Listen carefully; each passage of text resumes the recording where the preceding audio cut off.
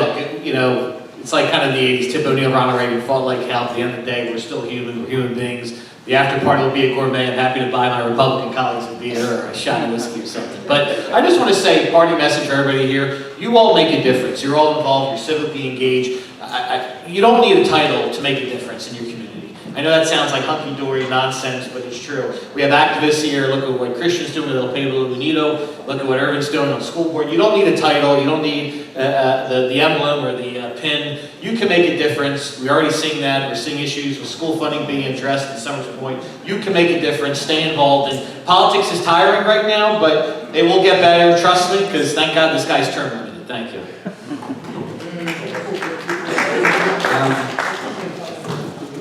Before today, you can ask my interns. I had a lot of like imposter syndrome of like what I was doing on this panel. I'm pretty confident after today. I feel like I could become a state senator or a state assemblyman after.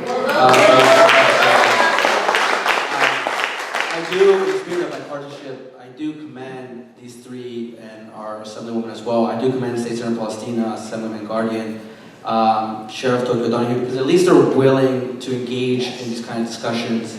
At least they're willing to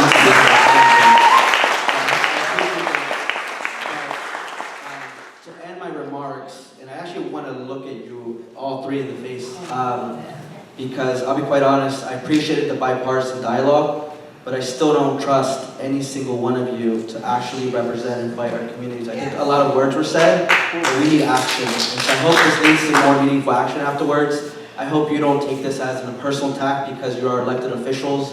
And if you give us the decency of hearing us out, we'll always be willing to engage in civil dialogue. So I do appreciate you, but more work needs to be done. Thank you.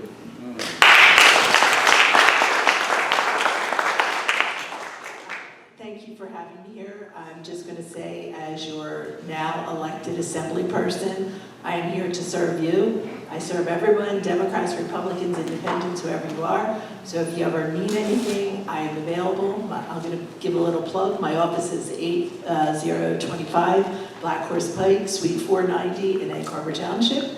And I also just want to take a moment to commend Mr. Guardian and Assemblyman Guardian in Palestina. They have been nothing but civil and kind to me and welcoming and open and have offered their assistance. So I think that's a great sign of bipartisanship.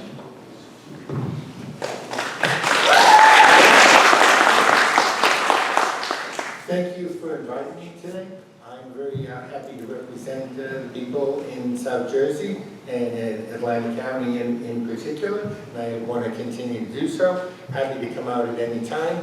I can tell you that most districts, their offices handle a few hundred people a year. Our office, Vince and I, handle more than 10,000 people a year. And it's because we're very open. A lot of people don't come from Atlantic County, but they come to our office because we do speak Bengali, we do speak Urdu, and we do speak Mandarin and Spanish, and that's what the language is that they're comfortable with. So I want to continue to serve the people here. I thank you for electing me. If you didn't elect me, I was elected anyway. And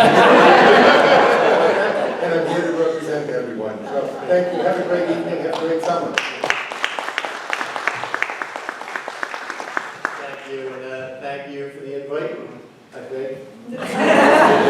Let me echo the comments of Assemblywoman Rowan. She said to me right after the election, of course, we didn't think she would win, but of course she won. We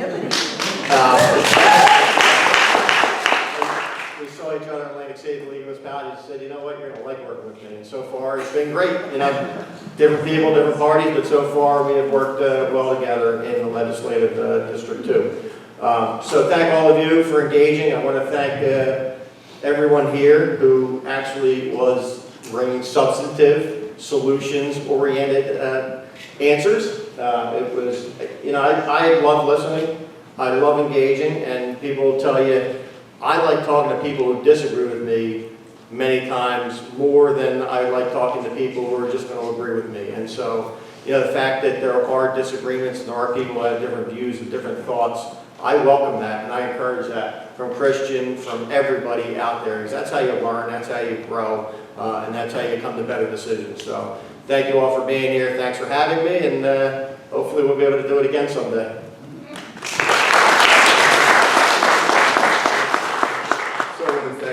opportunity. I want to tell you that the Atlantic County Sheriff's Office, the men and women of my agency, have really brought it. For the first time in the history of that office, we've taken and we've empowered our women. It's a male-dominated business. We have the first time in the history of the agency, we have women in the warrant division, and we have a first-time internal affairs, and we just recently promoted a female to the position of sergeant. Here's what I'm going to say to you. It's never been more culturally diversified than it is now. It's never been more outreaching to all communities than it is now.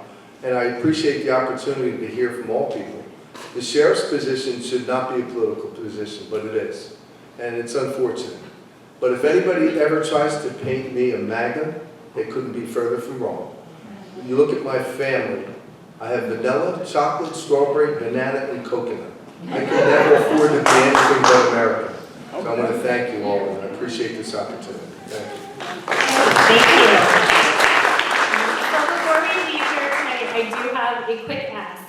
I ask you tonight to please consider making a donation to help a local family that has been impacted by ICE detention. If you visit IndivisiBleAtlanticCity.com, you will find a link to El Pueblo Unido's Action Network, and this will help the family that includes twin 1-year-olds and another small child.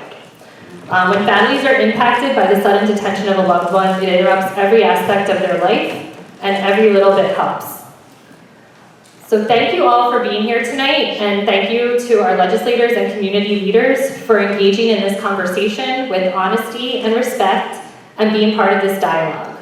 People often feel disconnected from decisions made in Trenton and unsure of how policies impact their everyday life. We are hoping everyone here will stay engaged beyond this room. The issues we discussed tonight affect all of us, and in order to make progress, we need to improve our ability to listen and work towards solutions together. If you're not already connected with a local organization, please consider connecting with Indivisible, El Pueblo Unido, Not One More, or the Atlantic County Queer Alliance. Please connect with your local organizations or just continue these conversations in your own spaces. So thank you again for being here tonight.